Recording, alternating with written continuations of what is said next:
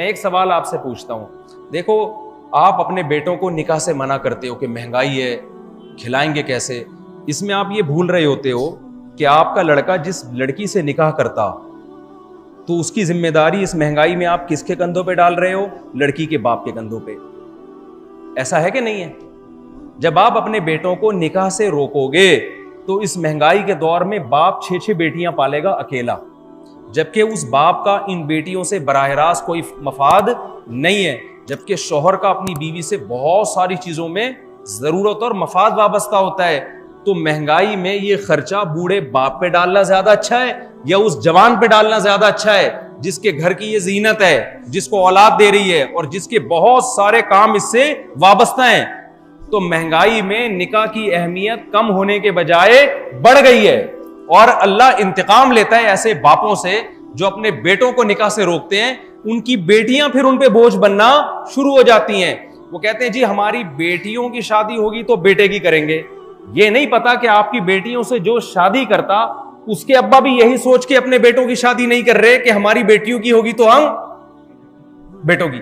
تو سب اپنی بیٹیوں کے چکر میں دوسروں کی بیٹیوں کا بیڑا غرق کرنے ہیں, اور وہ دوسروں کی بیٹیوں کے بیڑا غرق کرنے کے چکر میں اصل میں کس کا بیڑا غرق کر رہے ہیں؟ اب اس لیے جس کا جو جب رشتہ میسر ہو اللہ پہ اعتماد کر کے, اور یہ جو کہ اتنے انڈے اور اتنے پراٹھے اور اتنا دودھ مہنگا, اس کو کالو کے لیٹر کو کہاں رکھ دیا کرو ایک طرف.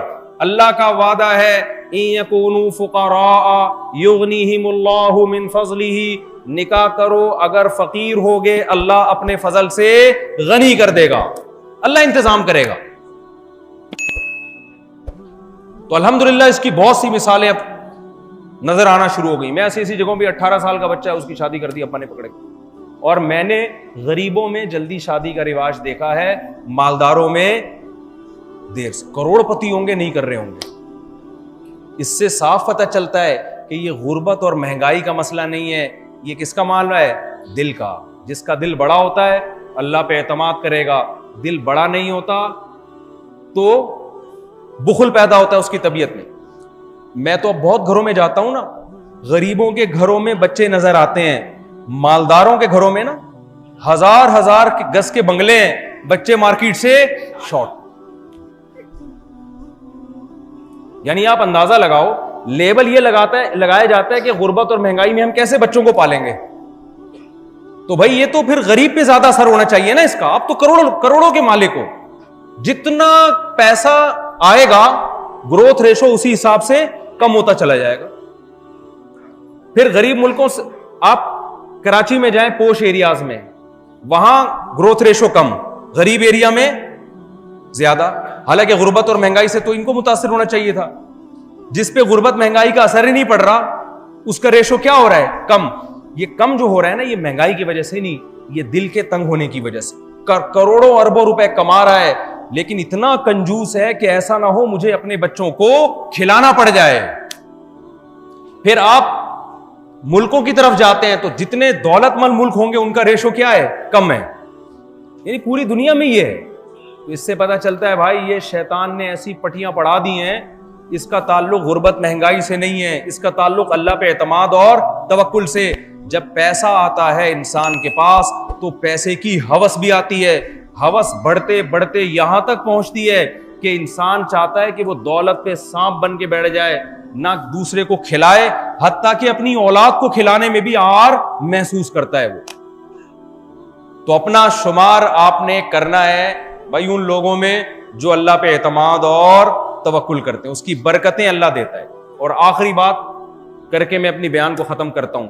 دیکھو میں نے بتایا نا کہ اسلام رشتوں کو ترجیح دیتا ہے, ایسا ہی ہے نا. تو رشتے وجود میں آئیں گے تو ترجیح ہوگی نا. تو رشتے وجود میں لانے کے عمل کو بھی اسلام مبارک قرار دیتا ہے. رشتے کس طرح وجود میں آتے ہیں؟ بولو نا یار, نکاح کے ذریعے. اس کے علاوہ تو کوئی اور طریقہ نہیں ہے نا. اس لیے اسلام نے نکاح کو کیا رکھا ہے؟ آسان. کیا رکھا ہے اسلام نے نکاح کو؟ تاکہ آسانی سے یہ وجود میں آ جائے.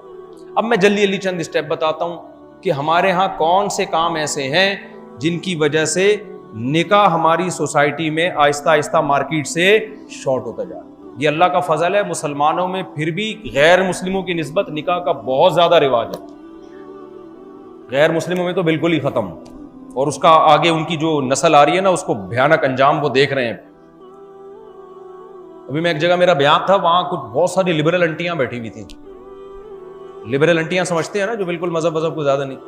میں نے ان کو کہا کہ اچھا لبرل انٹیوں کو پھر آپ اسلام کی بات کریں ان کو سمجھ میں آتی ہے, روزے کی بات کریں, شادی کی بات کریں تو بھڑک جاتی ہیں وہ نا, ایک دم بھڑکتی ہیں جیسے پتہ نہیں.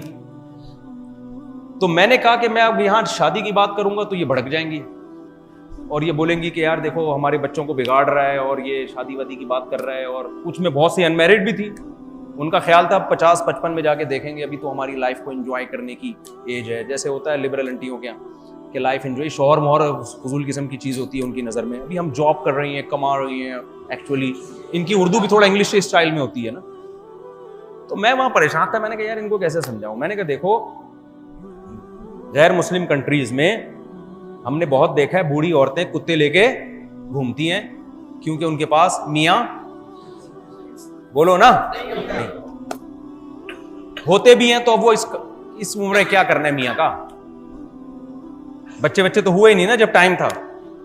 تو میں نے کہا دیکھو اللہ میاں نے مسلمان عورت کو کتے کا آلٹرنیٹ شوہر دیا, بہترین آلٹرنیٹ. کتا سمجھ کے ہی کر لو یار اس سے شادی, کم از کم اتنا تو دل بہلا لے گا نا بڑھاپے میں, جتنا بڑھاپے میں انگریز کا عورت کا کتا دل بہلا, اس سے تو پھر بھی بہتر ہے نا. کیا خیال ہے بھائی؟ تو وہ سب خواتین جو ہے نا ہنسنے لگی. میں نے کہا لگتا ہے ان کی سمجھ میں بات آ گئی. میں نے کہا نہیں تو جا کے گوروں کا بڑھاپا دیکھ لو, بڑھاپے میں تنہائی دور کرنے کے لیے کیا پالتی ہیں. اور لبرل انٹیوں کے شوہر, سب کی بات نہیں کر رہا, اگر کہیں یوٹیوب پہ بیان کیا تو جو بیان سن رہی ہیں ان کے علاوہ کی بات کر رہا ہوں, ان کے شوہر ہوتے بھی کیا ہیں, بس دم کی کمی ہوتی ہے, ورنہ ان میں اور جو ان کے ساتھ سلوک ہوتا ہے نا, جو ان کے مذہب تو ہوتا نہیں نا, شوہر کے حقوق, شوہر سر کا تاج ہے, اور ہم وغیرہ وغیرہ جو شوہر کے ہم لوگ کے یہاں, ہم جیسے بے وقوفوں کے یہاں جو شوہروں کے حقوق بیان کیے جاتے ہیں, وہ پڑھی لکھی خواتین میں یہ نہیں ہوتے, وہ بالکل پیرالل. تو وہ دیکھنے میں لگتا بھی کیا ہے, کتا ہی, معذرت کے ساتھ یہ ممبر پہ اچھا نہیں لگ رہا ہے مجھے لفظ.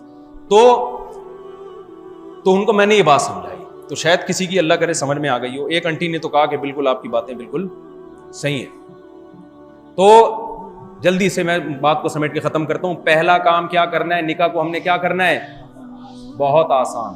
مشکل کیسے ہوتا ہے؟ نمبر 1, غربت اور مہنگائی کو رکاوٹ سمجھا جاتا ہے, اس رکاوٹ کو ہم نے سائڈ پہ کر دینا ہے, ہٹا دینا. نمبر 2, استخاروں کی بھیٹ چڑھایا جاتا ہے. جب آپ پیغام لے کے جاتے ہیں, ان کے مولوی صاحب استخارہ نکالتے ہیں, آپ کے مولوی صاحب استخارہ نکالتے ہیں, اچھے اچھے رشتے استخاروں کی بھیٹ چڑھ جاتے ہیں.